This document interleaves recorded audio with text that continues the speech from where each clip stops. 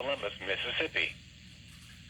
The National Weather Service in Birmingham has issued urban and small stream flood advisory for western Walker County, northwestern Tuscaloosa County, Fayette County, until 10:15 p.m. Central Daylight Time. At 8:21 p.m. Central Daylight Time, Doppler radar indicated several areas of heavy rain due to thunderstorms.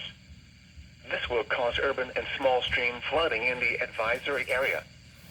Some locations that will experience flooding include Northport, Jasper, Winfield, Fayette, Carbon Hill, Barry, Parrish, Oakman, Glen Allen, Kansas, Guam, Wynne, Eldridge, Curry, Bankston, Samantha, Lake Lillian State Park, Bluff, Bowley Springs, Binion Creek Landing and Smith Lake.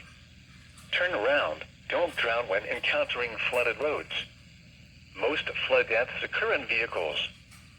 Be especially cautious at night when it is harder to recognize the dangers of flooding. Now here is